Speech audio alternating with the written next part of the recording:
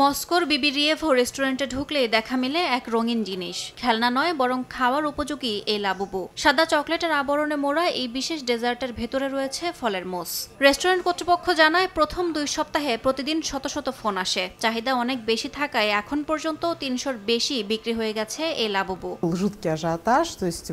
ডেজার্টটি চালুর প্রথম 2 সপ্তাহে অনেক হইচই ছিল। প্রতিদিন আমাদের কাছে অনেক ফোন কল আসতো। তখন গ্রাহকদের অনেক ভিড় ছিল, চাহিদাও ছিল অনেক বেশি। এখন একটু কমেছে, কারণ অফারটা অনেক দিন ধরে চলছে। তবুও আমরা 300টির মতো এই ডেজার্ট বিক্রি করেছি। শুধু স্বাদের জন্যই নয়, শিশুদের কাছে এই ডেজার্ট যেন এক স্বপ্নের খেলনা। ছোট লাবুবু খেলনার হুবহু কপি বলে একে ঘিরে বাড়তি উত্তেজনা রয়েছে। একই সঙ্গে ফ্যাশন প্রেমীরা লাবুবুকে দেখছেন ট্রেন্ডি ব্যাগ অ্যাক্সেসরি হিসেবে। ফলে রেস্টুরেন্টে ভিড় জমাচ্ছেন 2 প্রজন্মের 2 ভিন্ন শ্রেণীর ক্রেতা। ডেজার্টের সঙ্গে ক্রেতারা পাচ্ছেন একটি লাবুবু রেপ্লিকা উপহার হিসেবে। যারা আগেভাগে অর্ডার করেছেন তারা পেয়েছেন মূল লিমিটেড এডিশন লাবুবু খেলনা। অন্যদের জন্য রয়েছে দেখতে প্রায় একই রকম উচ্চমানের কপি, যার দাম প্রায় 4500 রুবল, যা 6000 টাকার মতো। ইয়াসমিন অনন্যা, সময় সংবাদ।